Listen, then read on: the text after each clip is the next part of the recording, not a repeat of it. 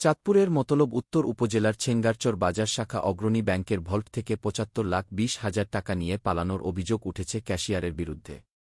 এ ঘটনায় ব্যাংকটির ওই শাখার ব্যবস্থাপক ইউসুফ মিয়া সোমবার বাদী হয়ে মতলব উত্তর থানায় মামলা করেছেন। অভিযুক্ত দীপঙ্কর ঘোষ ছেঙ্গারচর বাজার শাখার অফিসার, ক্যাশ হিসেবে কর্মরত। তিনি মানিকগঞ্জের সাটুরিয়া উপজেলার বালিয়াটি গ্রামের বলাই ঘোষের ছেলে। মামলা সূত্রে জানা গেছে, ২৯ আগস্ট বৃহস্পতিবার দীপঙ্কর ঘোষ কর্মস্থলে না এলে তার মোবাইল ফোনে ব্যাংকের ব্যবস্থাপক কল করেন।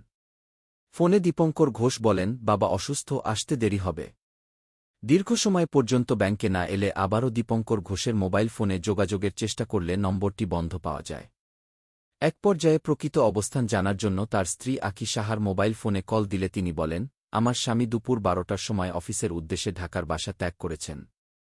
বিকেল হয়ে গেলেও দীপঙ্কর ব্যাংকে না যাওয়ায় ব্যাংকের ভল্ট খোলা সম্ভব হয়নি। পরে তার কার্যকলাপে সন্দেহ মনে হলে ঊর্ধ্বতন কর্তৃপক্ষকে জানিয়ে থানায় লিখিত অভিযোগ করেন ব্যাংকের ব্যবস্থাপক। দীপঙ্কর ঘোষের সঙ্গে যোগাযোগের চেষ্টা করে ব্যর্থ হওয়ার পর ব্যাংকের স্বাভাবিক কার্যক্রম পরিচালনা এবং ব্যাংকের ভল্টে থাকা নগদ টাকার পরিমাণ যথাযথ আছে কিনা তা যাচাইয়ের জন্য ঊর্ধ্বতন কর্তৃপক্ষের পরামর্শে ৩০ আগস্ট মতলব উত্তর থানায় একটি সাধারণ ডায়েরি করা হয়।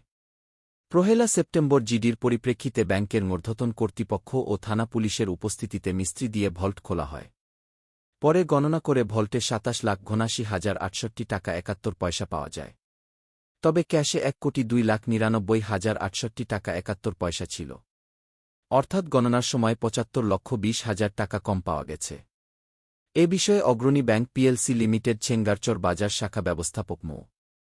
ইউসুফ মিয়া বলেন, এ বিষয়ে আমি বাদী হয়ে মতলব উত্তর থানায় একটি মামলা করেছি। ব্যাংকের ঊর্ধ্বতন কর্মকর্তারা এসে অডিট করে গেছেন। থানার পুলিশ বিষয়টি তদন্ত করছে। মতলব উত্তর থানার পুলিশ পরিদর্শক তদন্ত মো. ছানোয়ার হোসেন জানান, ব্যাংকের ক্যাশিয়ার দীপঙ্কর ঘোষ ও অজ্ঞাতনামাদের আসামি করে থানায় একটি মামলা হয়েছে। মামলার তদন্ত চলছে।